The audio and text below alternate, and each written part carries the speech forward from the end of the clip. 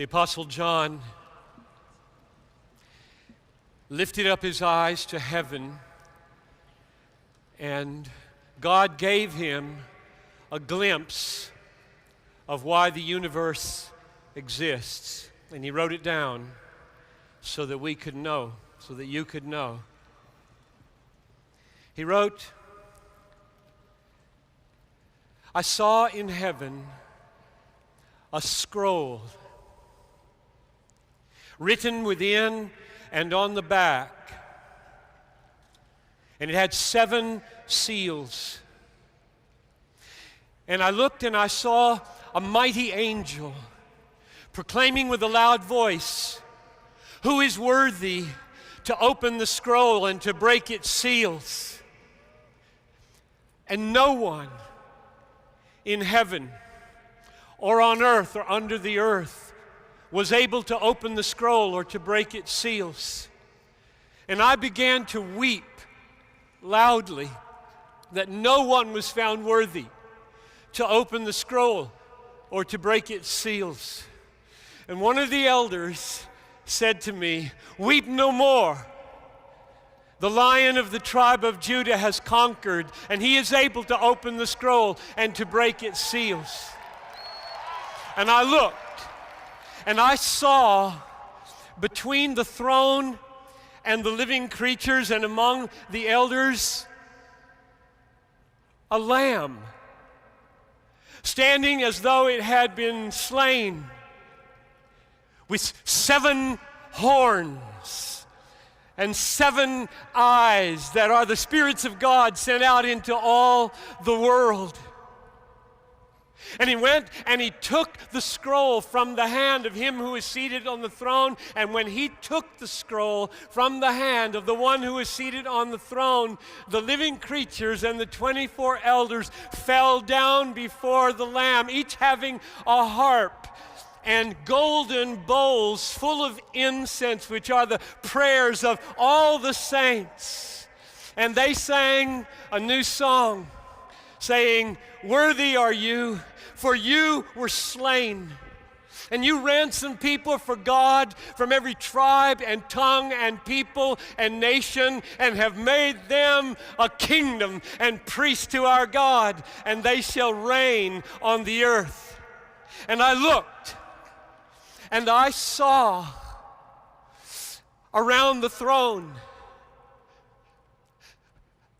angels numbering myriads of myriads and thousands of thousands, saying with a loud voice, 'Worthy is the Lamb who was slain to receive power and wealth and wisdom and might and honor and glory and blessing.' And I heard every creature in heaven and on the earth and under the earth and in the sea and all that is in them saying, 'To him who sits upon the throne and to the Lamb be blessing and honor and glory and might forever and ever.' And the living creatures said, 'Amen.' And the 24 elders fell down and worshiped.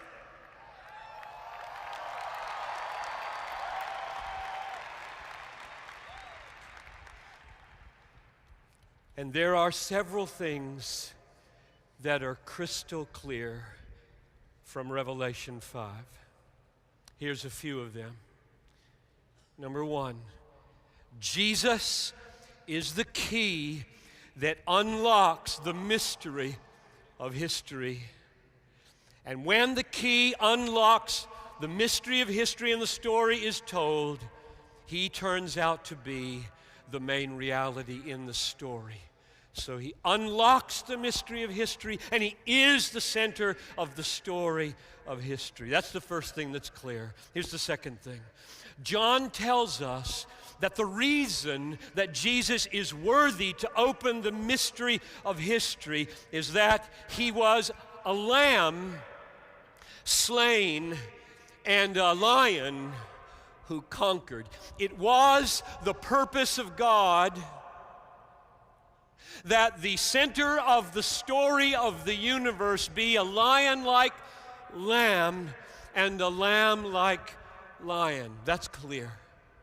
Third, the achievement of Jesus when he triumphed, being slain as a lamb, purchased people for God from every tribe and tongue and people and nation, and made them kings and queens to God, and turned them into priests who spend eternity praising the Lord Jesus.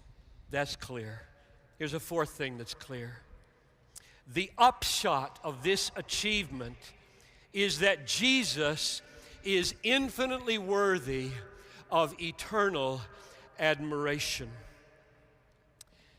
From every creature, in heaven, on the earth, under the earth, and in the sea, because of his infinite glory. Worthy is the Lamb who was slain to receive power and wisdom and blessing and might and honor and glory.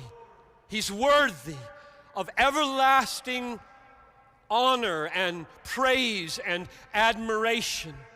Here's another way to say it. The universe exists to display the infinite worth of Jesus in the white-hot worship of millions of angels and all the creatures and millions of the ransomed from every people group on the earth.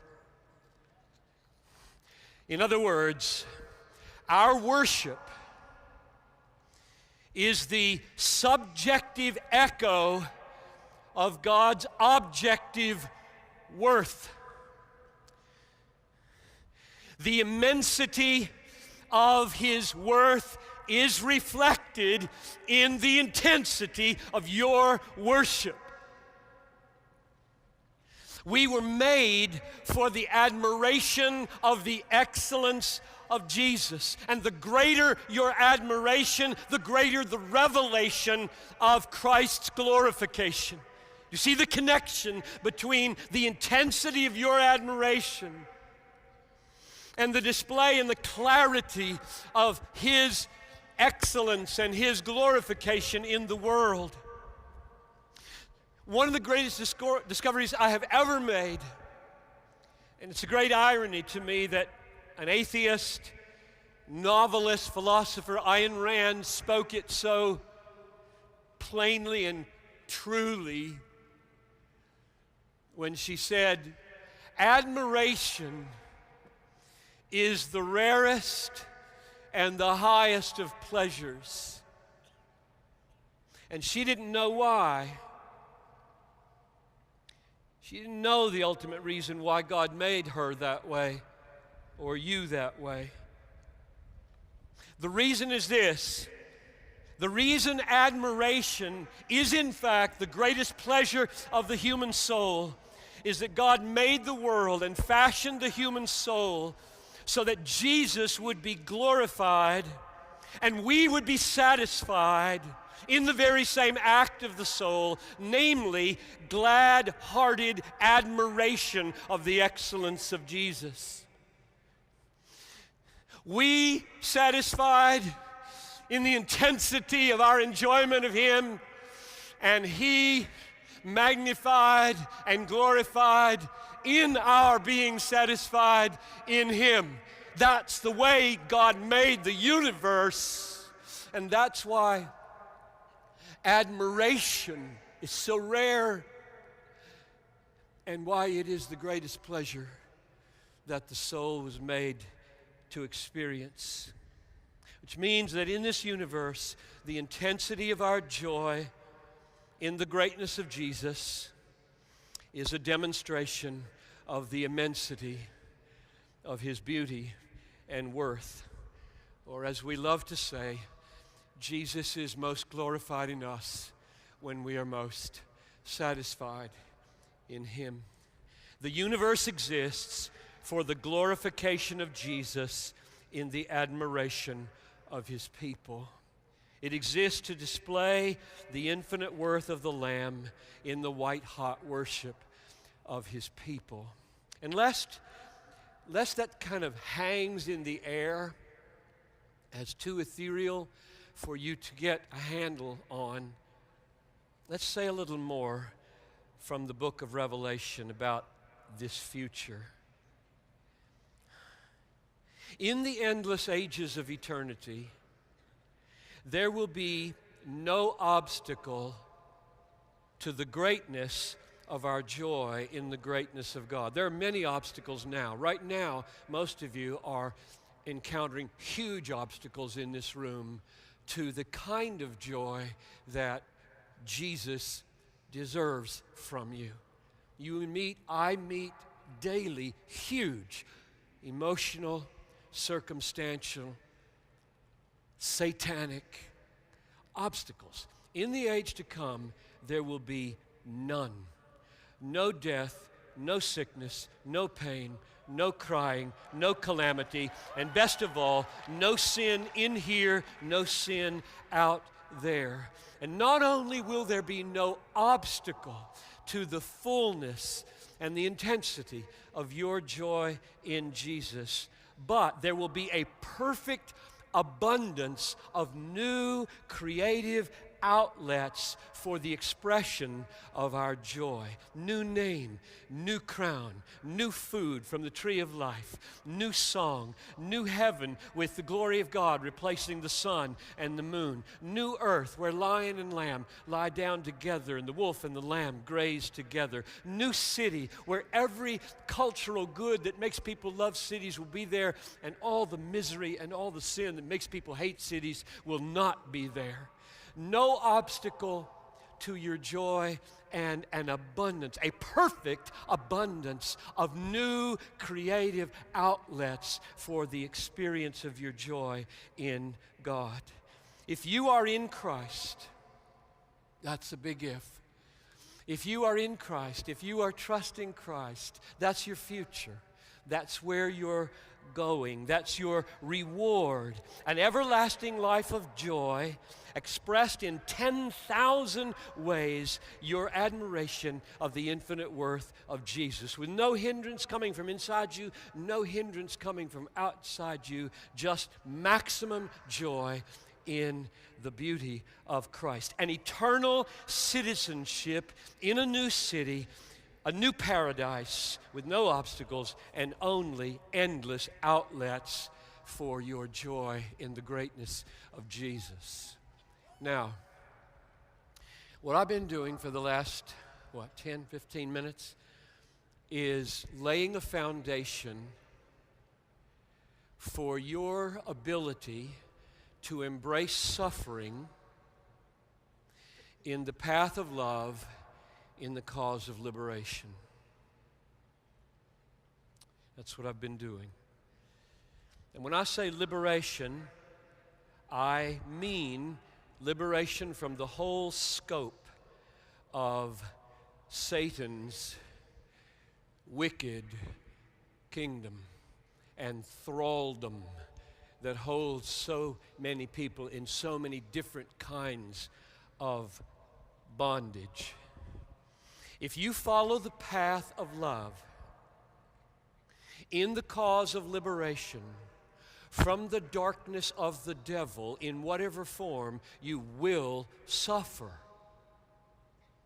And the aim of this message is to put this foundation under your feet and show you from the Bible how this foundation empowers you to not just endure, but embrace suffering in the path of love till you're dead. That's where we're going. So I'm referring to every form of liberation from Satan's thraldom, liberation for the slaves of the multi-billion-dollar sex industry, or the sweatshops of greed, or the armies of cruelty where boy soldiers are forced to practice killing on their parents, or the liberation of 125,000 children every day cut to pieces in their mother's womb in every country of the world, including our so-called civilized America, including this squeaky clean city of Atlanta, where yesterday probably 1 out of every 4 pregnancies ended in abortion.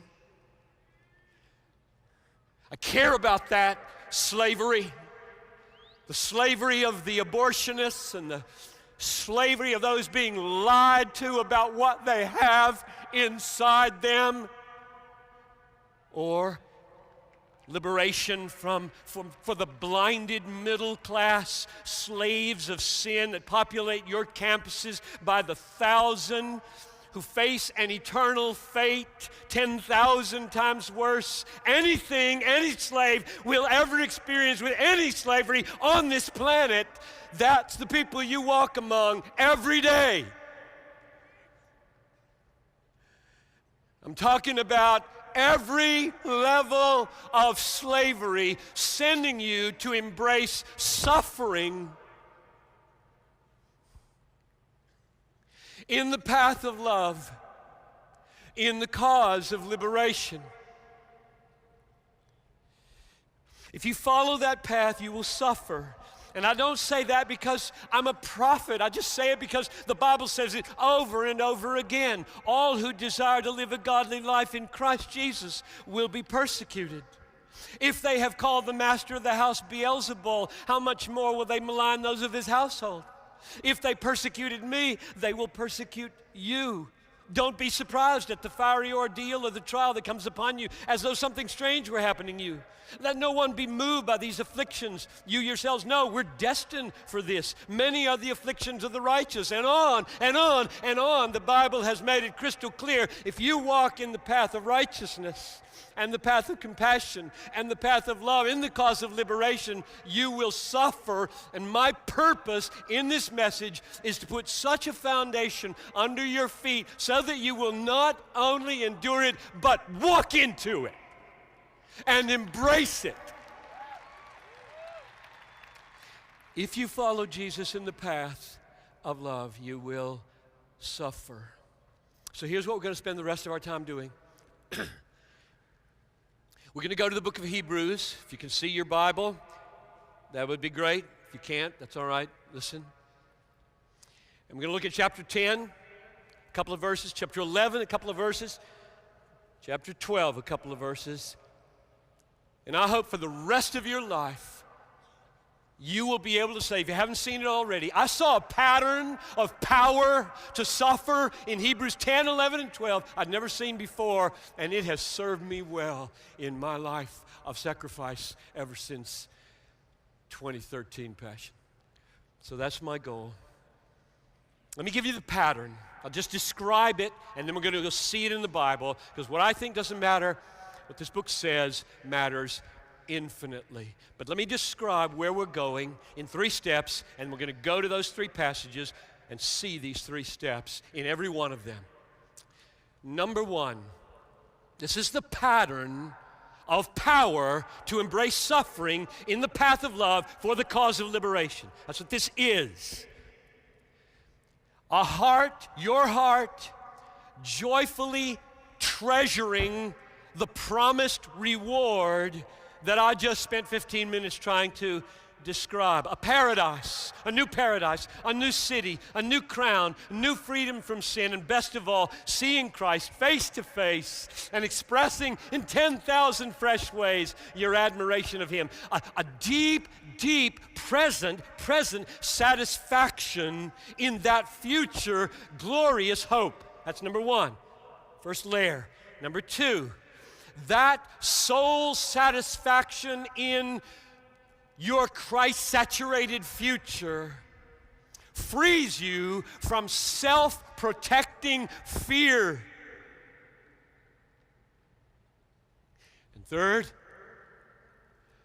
that freedom from self-protecting and self-enhancing, self-gratifying fear releases you to embrace suffering in the cause of love for others. Those are the 3 steps.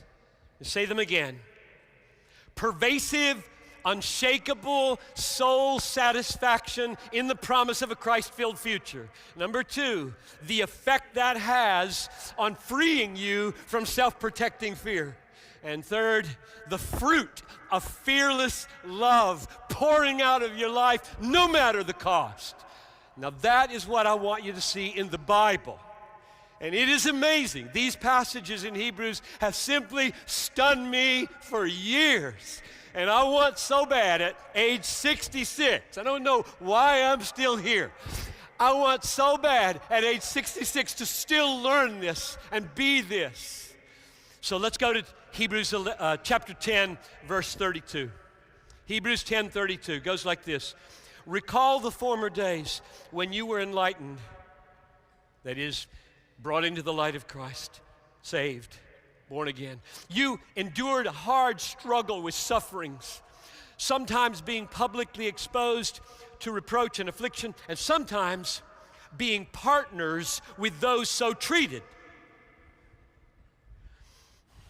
You had compassion on those in prison, or you could say slavery.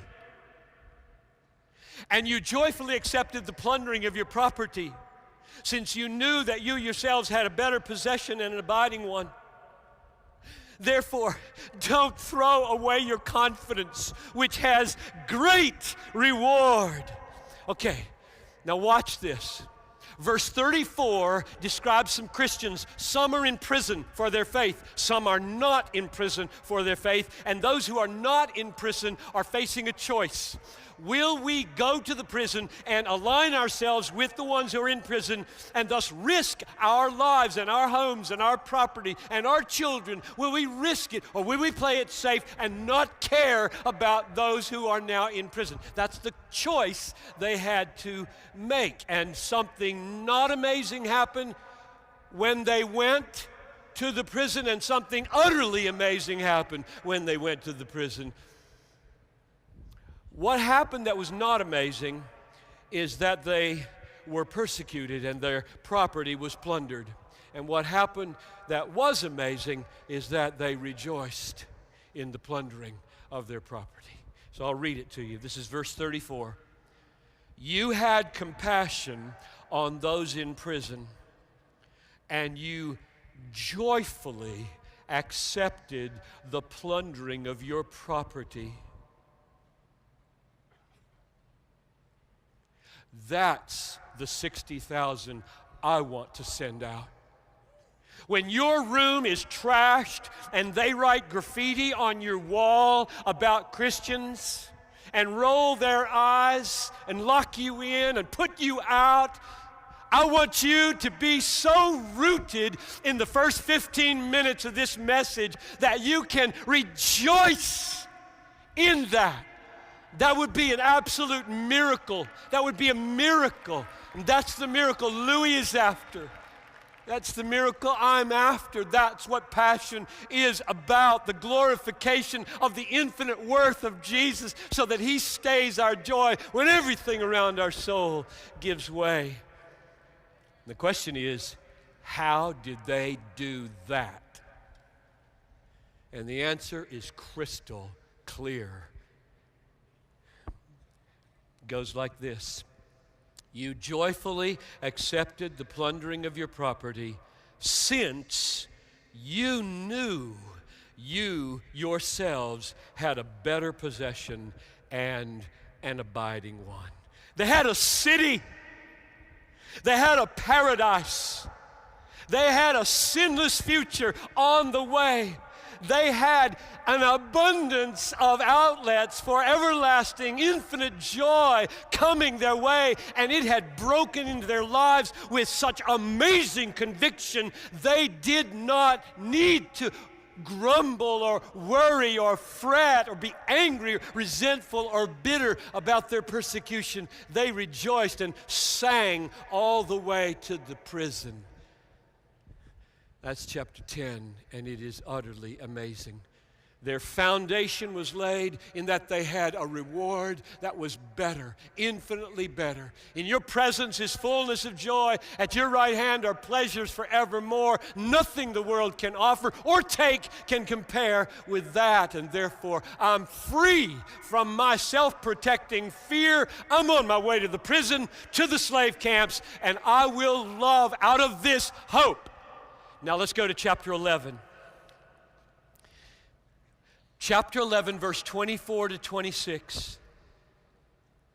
By faith, watch it again. This is the same pattern. Look for it.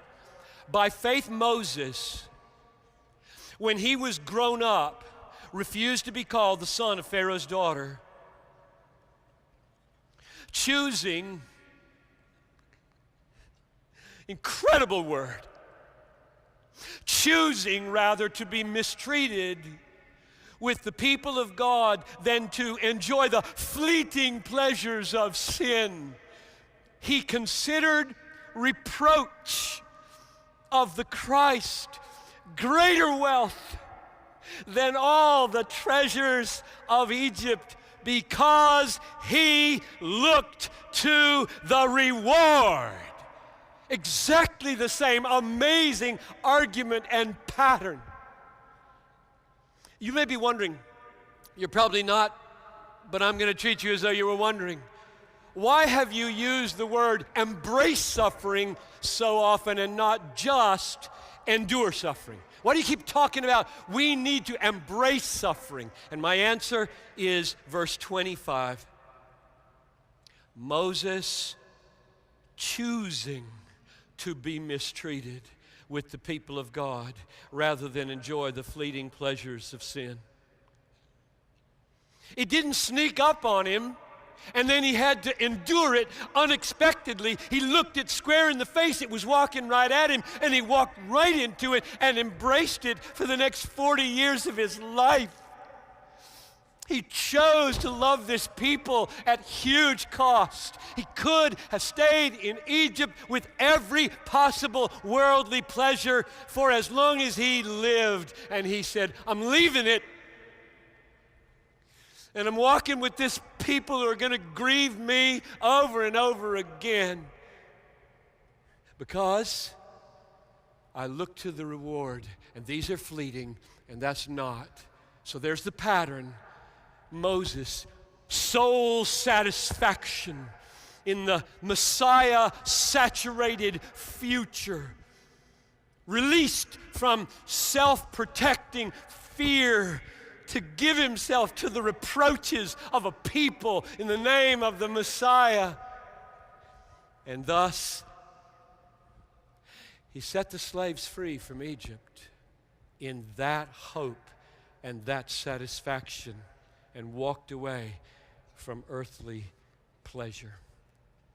Chapter 12. This is perhaps the most amazing one, the most controversial one, and the most important one. Hebrews chapter 12, verses 1 and 2. Therefore, since we are surrounded by so great a cloud of witnesses, let us lay aside every weight and sin which clings so closely, and let us run with endurance the race that is set before us, looking to Jesus, the founder and perfecter of our faith, who, here it comes, for the joy that was set before him, endured the cross,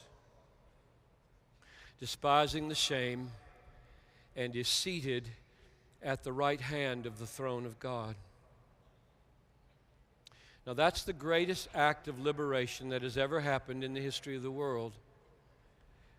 The Son of God suffering the agony and the infamy of the cross in order to bear our sins and deliver us out of the slavery of death and hell and sin. Revelation 1:5, to him who loves us and has freed us from our sins by his blood. So the greatest act of freeing, of liberation, happened when Jesus died in our place and bore our sins and paid our debt. And the question is, how did the God-man have the wherewithal to embrace the cross and endure the cross? Where did it come from?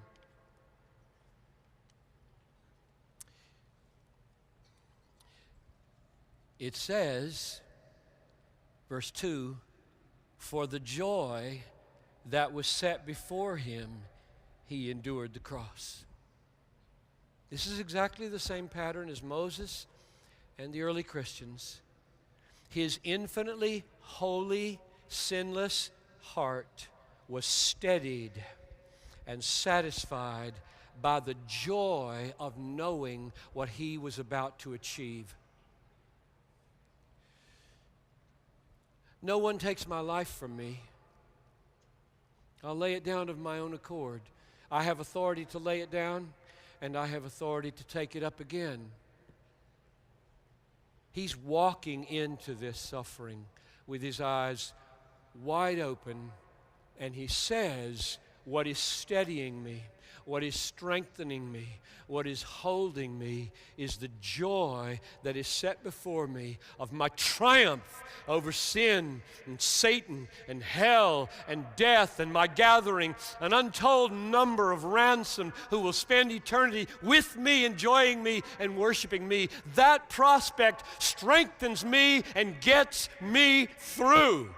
Same principle as the one that drives you if you get this and live in it. So let me sum it up. The early Christians joyfully embraced suffering, the suffering of liberation, because they had a better possession and an abiding one.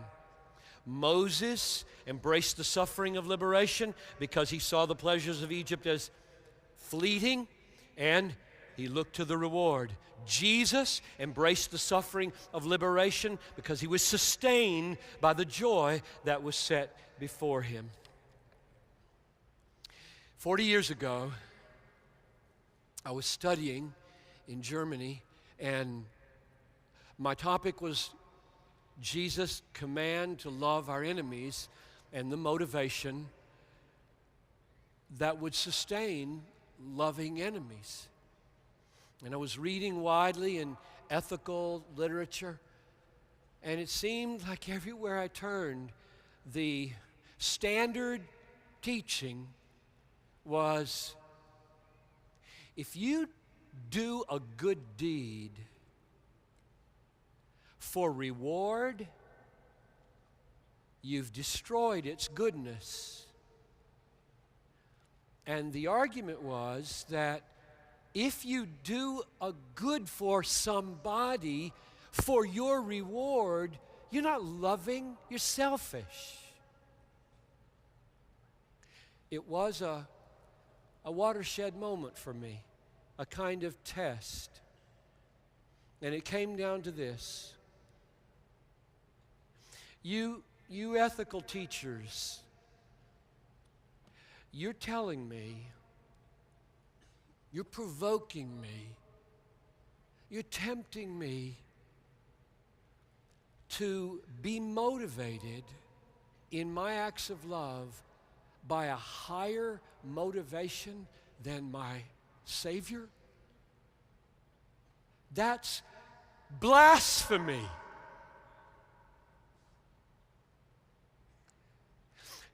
Will I follow you, or will I follow what I see in these texts? He looked to the reward. I have a better possession and an abiding one. For the joy that is set before me, I am driven. Which will I go? Follow your worldly wisdom that seems so right and is so dead wrong? Or will I go with the Bible? You will have these watershed moments in your life. This may be one of them.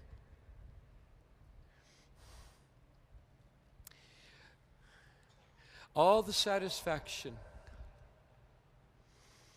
that the early Christians had, and that Moses had, and that Jesus had as they looked to the reward, was the power not to be selfish, but to be free from selfishness.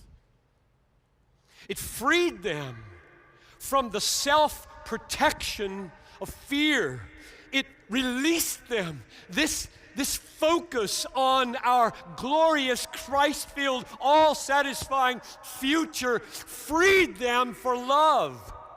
It didn't make them selfish. It broke the power of selfishness in their lives so that they laid their lives down for people over and over again. And if you ask, and you should, so why isn't it selfish to love a person for your own reward? You should ask that. That's a good question. And here's the answer.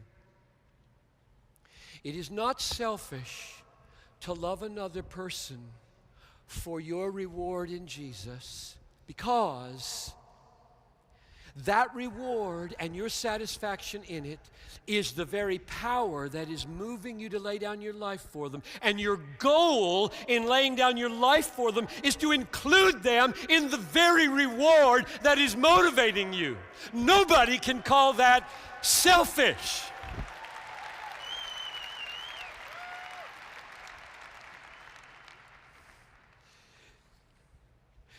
Let me summarize and close. This message began with the exaltation of Jesus, and not just Jesus, worthy as the Lamb who was slain in the line of Judah, but the Jesus who promises us a future of a new city and a new paradise and a new crown and a new heaven and a new earth where there will be no obstacles to our joy, and an abundance of outlets for every creative bone in your body to manifest His worth through all the good that He has made. And then we move to say, you're going to suffer if you walk in the path of love, in the cause of liberation. The Bible says so, not me. And then we said there's a pattern for how to do that. And the pattern has 3 steps. The foundation of soul satisfaction that comes from the streaming into the present of that glorious future with Jesus, releasing you from self-protecting fear into power. And thirdly, the loving acts of sacrifice that liberate the captive. Let me close like this. It is not an accident that the greatest chapter in the Bible is Paul's effort to help us endure and embrace suffering because of the security of our future joy. That's the way the chapter ends. It's the greatest chapter in the Bible, Romans 8, and it ends with that kind of truth-laden effort of the Apostle Paul to help 60,000 people embrace suffering for the sake of love because of an indestructible hope, which is God's relation to us in Jesus. And it goes like this. What shall we say to these things? If God is for us, who can be against us? He who did not spare His own Son, but gave Him up for us all, will He not with Him freely give us all things? Who can bring any charge against God's elect? It is God who justifies. Who is to condemn? It is Christ Jesus who died, who is raised, who is at the right hand of God, who indeed intercedes for us. Who shall separate us from the love of Christ? Now here it comes. Who shall separate us from the love of Christ? Shall tribulation or distress or persecution or famine or nakedness or peril or sword? As it is written, we are being killed all day long. We are counted as sheep to be slaughtered. No! In all these things we are more than conquerors through Him who loved us. For I am sure that neither height nor depth nor things present, nor things to come, nor angels, nor principalities, nor powers, nor anything else in all creation will be able to separate us from the love of God in Christ Jesus our Lord.